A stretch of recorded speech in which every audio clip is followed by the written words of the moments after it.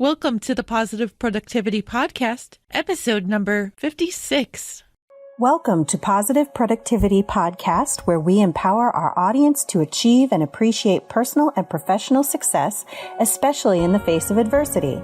Listen in as our guests reveal their stories of challenges and hurdles and how they overcame defeat and became triumphant in their endeavors. Let's get motivated and move forward with your host, Kim Sutton. Welcome back to another episode of Positive Productivity. This is your host, Kim Sutton, and today I'm thrilled to have guest Michael Cinquino. I got that right, Michael? Yes, you did. Michael is a photographer, speaker, and on-camera coach with TV. It's awesome to have you here, Michael. It's awesome to be here. Thanks for having me, Kim. Oh, you're very welcome. So can you please give the listeners a little bit more introduction about you and tell them more about what you do? Sure. I've kind of lived a few lives. I've traded careers, I don't know how many times, but a few times. I'm a conservatory trained actor turned professional photographer turned on-camera coach. And I kind of talked a little bit about how I got to where I am here, and I'll let you know a little bit about my story.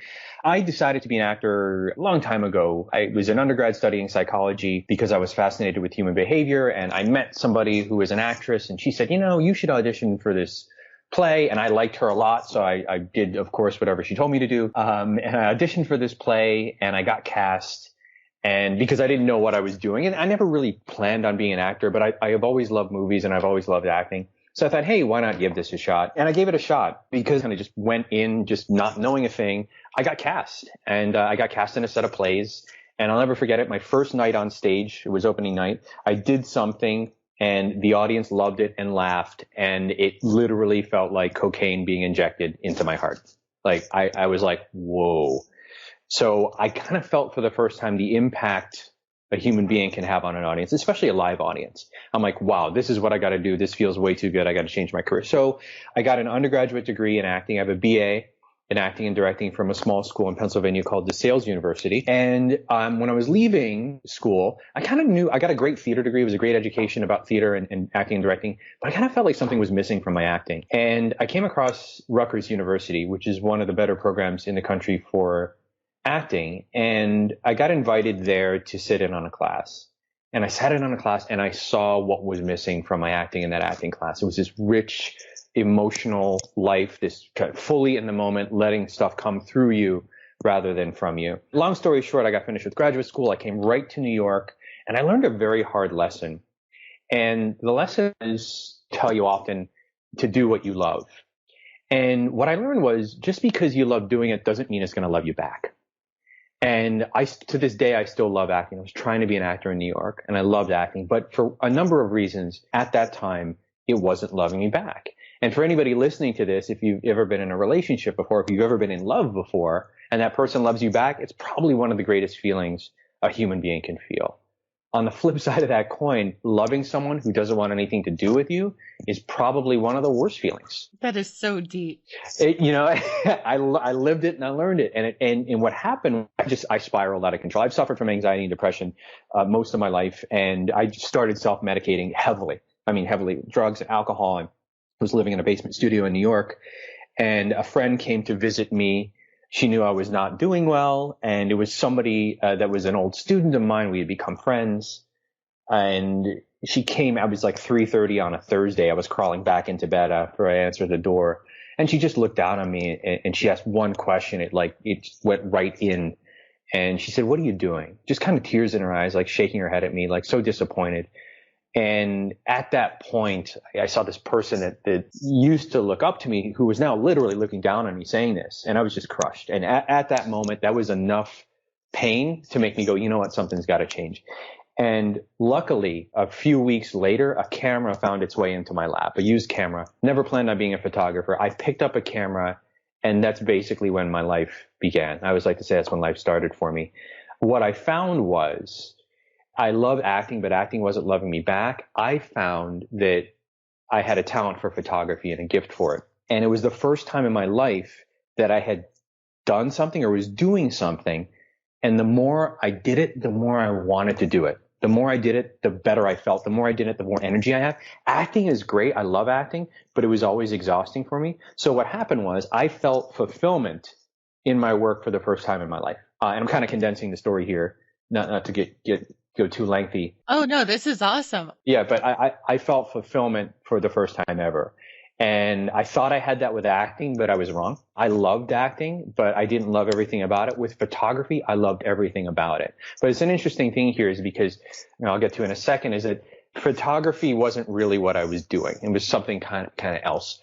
And what I had learned was from this whole experience and having had some time to go through it, and I've been a professional photographer in New York almost 10 years now. What I learned was with acting, and anybody listening to this, the question that I asked that helped me tremendously, not what do I love to do, but what do I love about doing it? And with acting, I learned that what I loved about acting was inspiring people to be their truest and best selves. And I realized that I actually didn't need to be an actor to do that. And with photography, I thought I was making compelling images. And you know what? I'm not going to, toot my own horn, but I'm a great photographer. I'm talented. I work relentlessly at my craft. To this day, I learn new things every day as a photographer. But what I learned, what I was doing, Kim, was I was inspiring the best in other people while they happened to have a camera pointed at them. And it took me a while to even realize that I was doing that. So I kind of branched off and I asked myself a question. I said, how can I do the same for people that don't happen to be in front of my camera? I want to inspire the best in other people while they're in front of maybe another camera or in front of an audience or a partner or whatever that might be. How can I do that and not have to take their picture to do it? That's how MichaelCinquino.tv was born. And basically it's a site and a bunch of services to help people be their absolute best, be their truest and best selves while they're in front of a camera, while they're in front of a partner or an audience or whatever that might be. And that's kind of what led me to where I am today. I'm leaving just a little bit of time, but that's who I've become and what I do. And for anybody listening, this did not happen overnight. It was the result of a lot of exploration, a lot of failure, bunch of struggle, but it was all worth it to get to where I am now. Can you share some of the exploration and maybe some of the struggle? But I mean, definitely I'm interested, and I think the listeners are as well, about the exploration and the journey that brought you here. Sure. I'm one of those people that likes to, I think you mentioned it earlier. I'm not idealaholic or what did you say? We were kind of chatting before we launched. Yeah, I have chronic idea disorder. Yes, I have. Kim and I have chronic idea disorder as well. So what I've learned, and part of the discovery process is to get out there and do stuff. And I've done a lot of stuff. I mean, I was in the Navy for 4 years. I was a U.S. Navy rescue swimmer. So that was right. I was a terrible kid in high school. I didn't have many options. So I joined the military to try to give myself some options. So I did 4 years in the U.S. Navy. I've studied personal development. I read constantly. I've been reading since 19 years old, relentlessly, hundreds of personal development books, psychology books. So I read, I study, I try different things. I get on yours, Kim, and talk to people, or just as a listener, just listen to the podcast. But for me, it was just trying stuff. I kind of find a common thread among the couple generations, younger generations. And I feel like the tremendous amount of pressure these kids put on themselves to go, what am I going to do?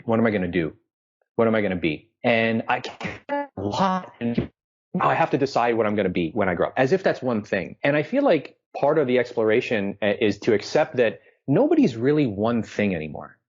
And this 30-year-old idea, maybe 20, 40-year-old idea that you go do one thing for 20 years or 30 years and then retire, I kind of feel like that's gone. And even, as somebody that's a photographer, it's a good part of what I do. I do like 3 or 4 other things as well. So I feel like it's important. My exploration came in 2 parts. One, an exploration of how I like to spend my time. Like, what kind of activities do I like to do? Like 1B would be what kind of people do I like to be around, or who do I want to serve? And then the second part of that is just self-exploration. I'm an open book. My therapist is my longest relationship in New York. And it's a true fact. She is my longest relationship in New York. I've been with her 9 years. And, when I came to her, things were, I was a mess. I was suicidal. I was wrought with anxiety. I thought I was going to die. And now, we have a completely different set of problems. I guess a higher quality of problems, if you will. But that's come as a result of me going, the work on ourselves. And I think it's a balance. For me, I've kind of learned a balance between taking action and doing things, and also taking that time to take a step back and reflect and refine and then improve upon, what you've learned. And, what I love about, your message, we talked about it, is that positive productivity is like, you want to be productive, but at the same time, we have to step back. So I have learned that, and just to use a photography analogy here, all lenses have a minimal focus distance. And that means that, how close a lens can pull focus, what the distance of an object. Some lenses can focus on objects that are a foot away. Some lenses need 6 feet of space to actually pull clear focus on an object. And if you want to do an experiment right now, you can just take a book or even this screen you're looking at, and if you just move that object close to your eyes, it's going to go out of focus. And you have to create some distance between your eyes and whatever it is you're looking at to create focus. And I think that's a great analogy for productivity. It's a great analogy for life, is that when we're so close to something, it will remain out of focus. We need to take a step back. Sometimes that step back is literal space, like leaving and going somewhere on vacation every quarter or every, 3 months. Sometimes that's time space. Oh, absolutely. Sometimes it's emotional, but I'd say heed that minimal focus distance. And one thing I have to say in this podcast is that you have to schedule your breaks. You have to schedule that perspective, because oftentimes I've found that I don't realize that I need it until I have it.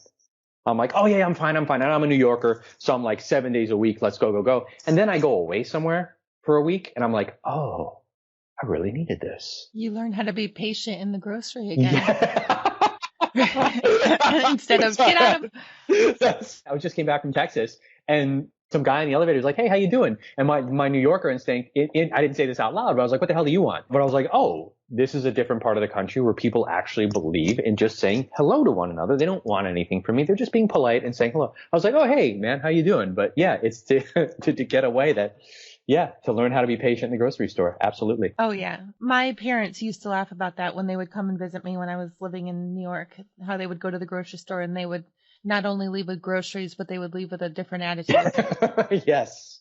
Extra baggage. Yeah, extra baggage. Exactly. So I just have to ask, have you heard of B.E.T.T.E.R? I love B.E.T.T.E.R. To something called World's Greatest Speaker Training. Have you been to that? I haven't. But we have to have a whole nother conversation about that. I love B.E.T.T.E.R. B.E.T.T.E.R. is somebody, it's funny. If Bo hears this podcast, I've actually been eyeballing Bo because I don't really have a mentor, and I'm actually going to work my way up to try to get on Bo's radar so I can be kind of his protege type or something like that. Because I got to spend a weekend with Bo at World's Greatest Speaker Training. And let me tell you, if you're listening to this podcast, you just heard it twice over, go find B.E.T.T.E.R. and go to his website, BoEason.com, learn about him, sign up for his email list. And I'm hoping to go to he has a specific training that just he does. So my next step is to go to his training and then hopefully get on his radar, because as a storyteller, this is a guy, just for those of you listening, this is a guy who is an NFL football player turned Broadway actor. And can I tell a Oh, please. Yeah, I love the story. Do you know the Al Pacino story? Yes, I love it. So please share it. So, would you hear the story? No, High Performance Academy with Brendan Burchard. Bo had a segment and it drew me in, and I had to share it with my sons and with my husband and actually with my business coach as well. It was phenomenal. So this lends, to practice. So Bo I'll do a greatly condensed version of this story. Bo is a professional football player. He, for many, many teams. And he got injured, and he had a career-ending injury, and he didn't know what he was going to do with his life. He was being wheeled off the football field, and basically the vision he had in his head was him in prison, him in an orange jumpsuit in prison, because all he knew how to do was smash people, and he didn't know what other job would, entail that, aside from getting, hurting somebody in real life and going to jail forever. So he decided that the best thing he could do was find an outlet for this. He decided to become an actor, didn't know anything about acting, moved to New York, started taking acting classes, asked everybody who the best stage actor was of the time. Everybody agreed it was Al Pacino. So he's like, you know what? I got to talk to Al Pacino. He called his sports agent, tried to get him a meeting with Al Pacino, and he wanted to ask Al Pacino how to be the greatest stage actor alive. That's the question he had, Ralph. So actually, he got a meeting with Al Pacino, which is super cool. Al Pacino invites Bo to his house. He shows up. There's Al Pacino like on the front porch. He's like, hey, Bo, how you doing? I'm Al Pacino. B.E.T.T.E.R's like, no shit, it's Al Pacino. Oh my God. So he brings him in. And again, I'm condensing this story greatly. And brings him downstairs, and they're playing pool together. And Bo says to Al Pacino, he said, I'm sure that I know that a lot of people ask you this question, and I'm for taking time to share with me, because I'm sure you get bombarded with this. And Al said to him, you know what, Bo? No one's ever asked me this question. And Bo said, are you kidding me, right? I said, no one's ever asked me how to be a great stage actor. People ask me how to be a movie star, how to make a ton of money in movies. They asked me if they could be in my movie, but no one's ever asked me how to be the greatest stage actor of our time. And then he took the next 4 hours and basically taught him everything he knew about how to be a great stage actor. And for anybody listening to this, Bo is all about practice, relentless practice. And so am I, actually. This is a story for another day. The 8 practices, they're the 8 practices for a reason. It's basically how to get anything you want in your life, but they're practices. Most of these things are stuff you do every day, if not every couple of weeks. And for anybody that's listening to this, practice, I believe, makes possible. Not perfect, because I believe perfection's a myth. But Bo is somebody that I respect incredibly, because he is about repetition and practice. And nowadays, and nobody loves to hear it, nobody wants to hear anything about this, but we all want to hear how fast and easy everything is. And you know what? If I want to sell you a program, how easy it is. If you actually care about and I want to prepare to be successful, I'm going to tell you that anything of value in life is neither fast nor easy. It can be incredibly difficult, and it's going to take time. And the more you practice, the more you dive headfirst in and repeat, and master your craft, whatever that craft is, the more successful you're going to be. I love that. I don't think I've ever heard that. Practice makes possible. It's what I believe it. Practice makes possible. Not perfect, because I think when we strive for perfection doesn't exist, nor should it. To steal from Bo, Mother Nature is undefeated. And we all have to obey Mother Nature. If Kim and I built a solid concrete house on the beach in Florida, and it was the strongest house ever made by human beings, if Mother Nature wants that house, she's going to take it. And there's nothing we can do about it. So I believe that nature is the most powerful force. And with all our technology and all our money and all our, quote, advancements, we still have to bow our head to nature. And there's nothing we can do about it. If a hurricane wants to come in, as we've just seen, and cause billions of dollars worth of damage and loss of life, and terrible things, there's nothing we can do. Hey, listeners, so we just took a quick break to switch computers and make sure that you get the highest quality of interview, because this interview with Michael is so powerful, and I want to make sure that you're not missing anything from either side. So thank you for your patience, and thank you so much, Michael, for being willing. Oh my goodness. This podcast is called Positive Productivity, where we're not about perfection, but about living a positively productive life. There you go. So I hope you've all appreciated the conversation so far, but what I really wanted to interject even about the B.E.T.T.E.R story is that he grew up wanting to be a all-star football player, and when he graduated high school, nobody wanted him on their college team, so he ended up being a walk-on. And even though they told him he wasn't on the team, he still ended up going on into the locker rooms and on to practice every day until the first game, and then just kept on showing up and went into the first game even though he shouldn't have been there. And then 4 years later was the first round draft pick for... I think it was he's a strong safety, I think, or a cornerback, I believe. Yeah, one or the other. But Michael, I just want to let you know I've already reached out to Bo Eason, and I'm hoping to get him on the show in the first quarter of the year, so I'll definitely put a shout out for you. Please. And I'm totally serious when I say that. So, Bo, I'm holding you to it. And that's another thing that I'd love to say is, in putting together this podcast, I have had a great lineup of guests, Michael included. So thank you, Michael. But the same as what Bo did in reaching out to Al Pacino. That was putting himself out there, even though he had been an NFL football star. I mean, Al could have said no, but unless you put yourself out there and are willing to accept no, you don't know if you're going to get a yes. And I got to tell you all, I have put myself out there in more ways than I ever thought I would have been comfortable for, and I have received no no's. The only negative responses that I've received, if you can call them negatives, are, my schedule's full right now, but please get in touch in a couple months and we'll get you on my calendar then. So just put yourself out there, because you have no idea what's in store for you when you do. Michael, I do have a couple questions though, just to back up, and I'm sorry to take you back to a dark time, but I know that a lot of us have struggled with anxiety and depression, and a lot of people, me included, have kept it quiet because we don't want people to think that we're any less successful or put together than we really are.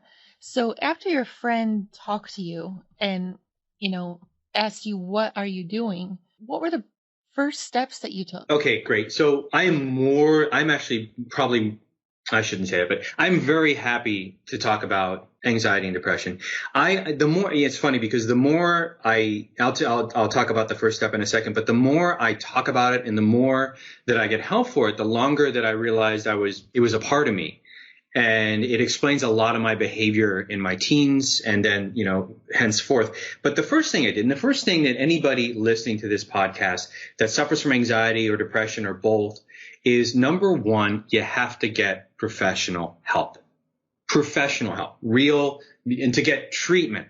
Not me, who's not, I'm not a psychologist, a psychiatrist, anything like that. I'm not anybody that has an ist at the end of their title. I have a ton of experience with it, but I am not a licensed practitioner, someone that is a psychologist. So I would say, number one, you got to get help. In 1A, keep shopping around until you find somebody that's the right fit. I had to go to a few therapists before I actually found somebody who really felt like they understood me. They were the right fit. I felt comfortable. I felt safe. I felt like they were going to help me. So that was step one. Above all, you got to get help. Okay. I know, it's funny because I've been in New York for 11 years and I've got kind of my views have shifted to New York views where, guys going to therapy is really no big deal at all. But I still know there are parts of the country, and I've been all over the country, and I love our country, is that like a male going to therapy, you might be looked as weak. Hey, a male going to the doctor. Exactly. You got a male going to the doctor. I'd say, gentlemen, the bravest thing any human being can do, whether you're a male or a female, is to ask for help. And if you ever feel like, oh man, I'm going to get help, I'm weak, wrong, flip it over. It's the bravest thing anybody can do to say, hey, you know what? I need some help and I'm going to go get it. And I think that is a direct reflection of courage, of bravery, being able to do that. And it's the first step towards ending suffering. And why suffer? So that was the first thing I did. I actually got professional help. And then I was very honest with my therapist about how I was feeling and what was going on. And I'll tell you, if there's one thing I've learned, the more personal something is, thus the more universal it is. That is why I'm personally so open about my struggle with anxiety, so open about my struggle with substance abuse and all that stuff, because I'll tell you something, man. I've got my email list. I'm on social media. I'm very active. I do live stream video a lot. And I'll tell you this, anybody listening, when I share about my struggle, anxiety, anything like that, I get an outpouring of emails and texts and messages like you would not believe. Me just going, hey, this is where I struggled. This is how bad it sucked. This is what I did to get beyond that. Let me tell you, I believe that our struggles are the shortest distance between two people. And when we share those, we're going to find that we're not alone. So step one, I would say, get professional help. Do you want me to do step 2 and 3? Yeah, but I do actually have a question before you go to step 2. So again, listeners, neither of us is a doctor. We don't have any ists at the end of our name. What is your thought about psychiatrists or psychologists? I guess it would be psychiatrists who try to medicate. I will be very open about that too. So I was with my therapist for about 5 years before I went on medication. So I was one of these people that did not want to go on medication because I just didn't believe in it. I didn't feel like it would be healthy. So what I had done was I did 5 years of hard work, of real work, of being honest in therapy, of learning some tools, meditation. Now, I also have to just say this. I am someone that walked in taking care of himself. Like I exercise regularly. I eat well. At the time, I was consuming a lot of alcohol, and I'll talk about why I stopped drinking over a year ago. But I was mostly taking pretty good care of myself. So to talk about medication, it took me 5 years to consider going on medication. And I'm just going to share my story here. There is such a thing as brain chemistry. We all have a certain type of brain chemistry. We all have certain types of biologies. When you get your blood work done, that's what it is. So your brain chemistry is just like your blood work. And there's only so much you can do to change your physiology as a person before you have to start taking some other steps beyond meditation, diet, exercise, whatever that might be. So what happened for me was I did everything I could possibly do to deal with the anxiety, but it still wasn't working. And I was still feeling very anxious. So I said, you know what? Okay, fine. I'm going to try to go on medication. So total transparency, the first medication I went on was not good for me. I got off it in like 2 days. It made me feel high as a kite. It was just not really what I needed. Then I tried another kind of medication, and this actually made me feel normal basically for the first time in my life. So I'm someone that has a very wide range of feeling. I mean, I couldn't have been an actor, can't be an actor without it. But what happened was that range of feeling got shorter or more narrow. So I wasn't way happy and I wasn't way sad. I was just kind of like normal, like in the range of normal human being. So I stayed on medication for 6 years or so. And I was just, I decided that I was going to gradually try to get off this so I wasn't on something for the rest of my life. And I did. And basically, I'm kind of on no medication. I take a tiny little bit that is basically a placebo sort of effect. But it just helps me with my anxiety, helps me with depression. And also, I will say your brain chemistry can change. So you don't, just because you get on medication now doesn't mean you'll be on it for the rest of your life. So anybody that's considering medication, I recommend a couple of things. One, make sure you have a regular psychologist. All right. Not a psychiatrist, but a psychologist, someone that cannot prescribe medication. Because for me, that was helpful to go, okay, we're going to do everything we can without medication. Then I went to my physician to go, okay, what are the options for anxiety, et cetera. Then I did a little bit of research on my own to see what was popular, whatever. Now, I would caution you, because if you go on the internet and you go on WebMD, which is something I don't even touch anymore, you're going to think that you're going to die tomorrow and have, all these side effects or whatever.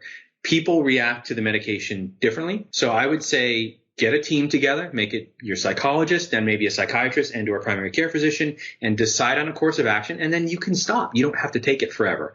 But I came to medication because I was really doing everything I could do and it still wasn't working. So I said, all right, let me make an adjustment to my brain chemistry that I can't make on my own. And you know what? It was hugely helpful. Like hugely helpful. And now I'm basically not on medication. I feel fantastic. That's amazing. And I love that about the team. And I'm just going to interject quick. I apologize for sharing my own little story, but I did not have a team. And if you listen to one of the earlier episodes, I think it's episode number 5 for listeners, where I talk about sleep deprivation. I was actually admitted to a mental hospital due to a thyroid condition and lack of sleep. And the psychiatrist that was assigned to me put me on 4 different medications, I believe. And as an artist myself, I was used to looking at white paper and being full of ideas, right? Well, what he put me on, I started looking at white paper and being absolutely blank. It was sort of like Russell Crowe in A Beautiful Mind, where when he was on the medication, he could not create anymore.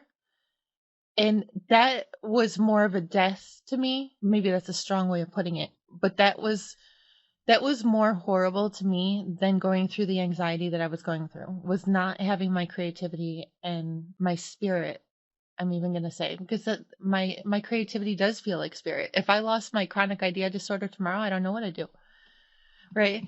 So I actually got fired from my psychiatrist because I removed myself from my medication, which I do not recommend anybody doing without consulting their doctor first. So what did take you on your journey to stopping drinking alcohol? Yeah. So when I realized about myself, and it's funny, I only realized this after I stopped drinking, what led me there was it had become a habit. Now I drank for 25 years. So I had my first drink at 15, and then I basically just drank heavily until last year, September 8th.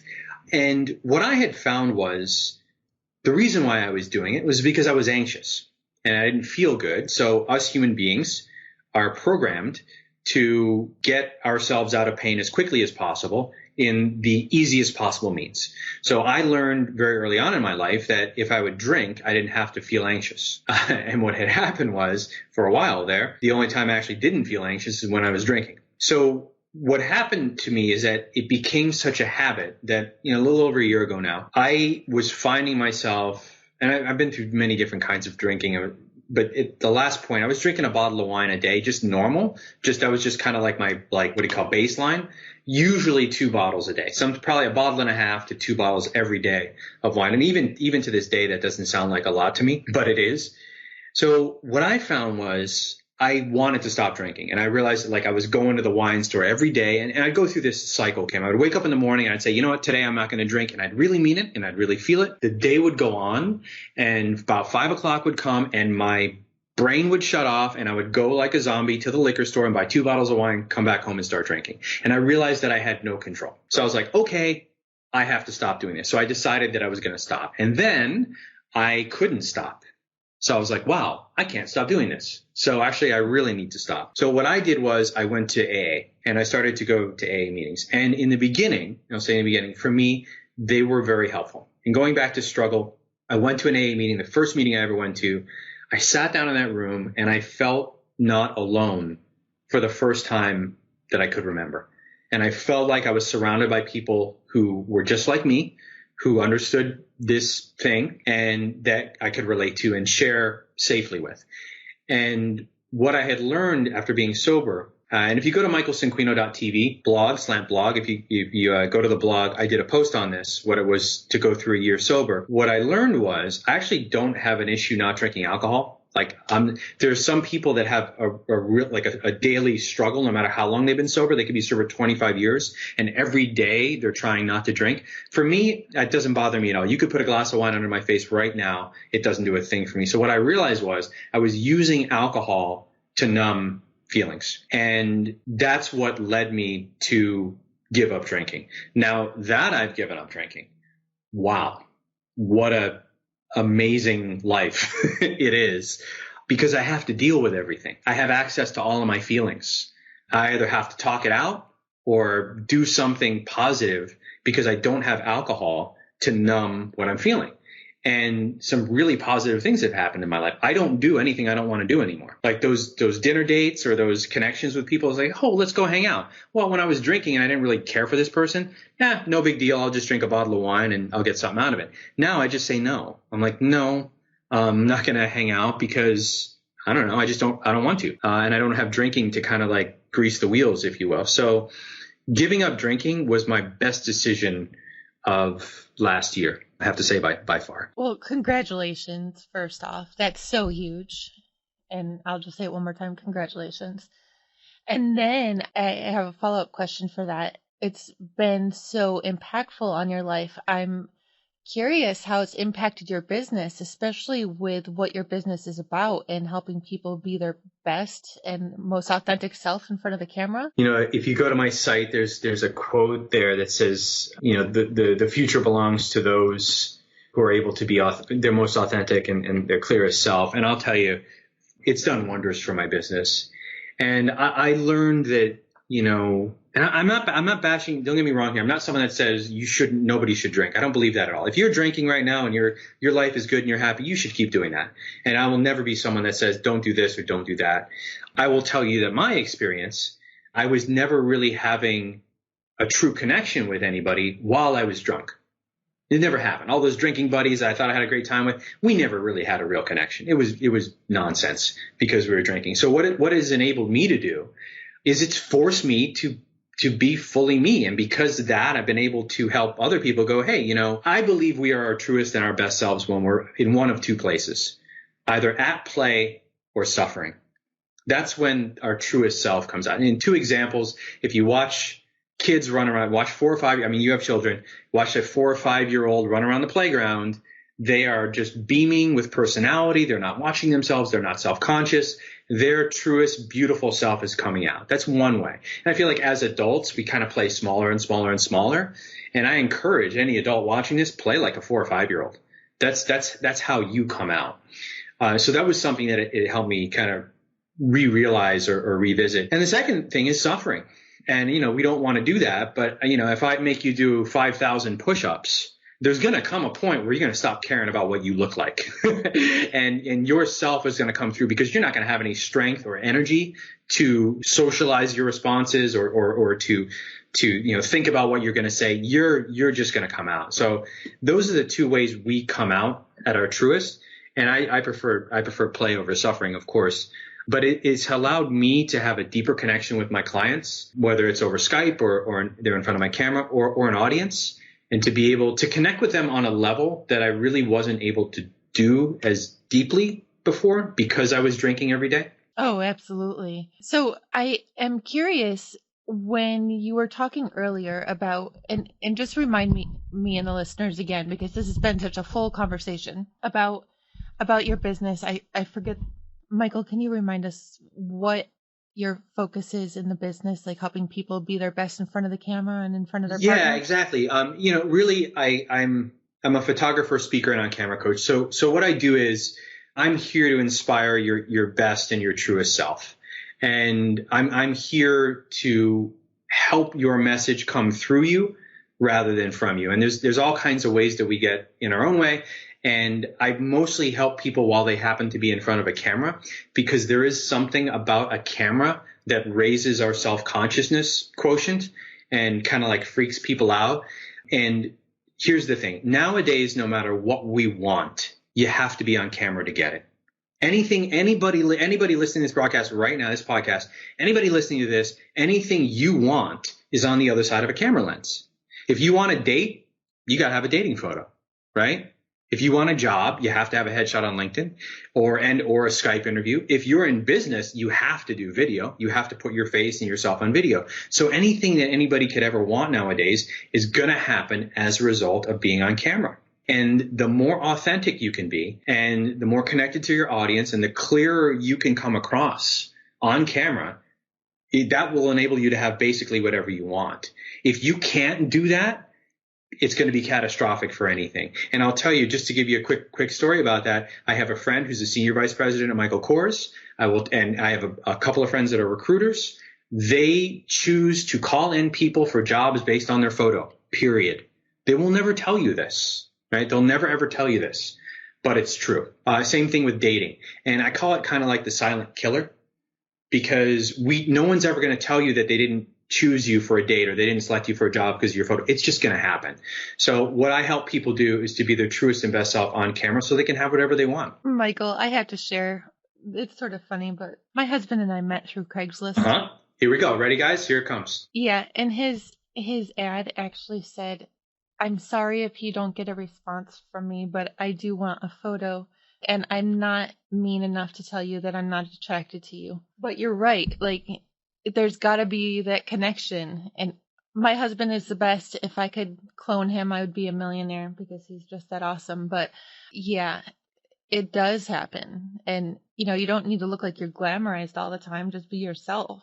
But you got to be out there. One of my biggest things is that being attractive on camera has nothing to do with your looks. Absolutely nothing to do with you. You could be the most attractive person on camera in the world and not be anywhere near what someone would consider physically attractive or quote traditionally attractive. So for those of you out there like, oh, I've got a face for radio, I say bull. That's not true. Get that idea out of your head. That's a myth.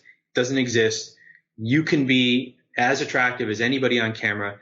Anybody just needs to do a couple of things to do that, and it has nothing to do with your looks. Oh, absolutely. I love that. That's huge. So I based upon our conversation so far, I have a feeling I know a couple of your answers, so I'm going to take them away from you right away.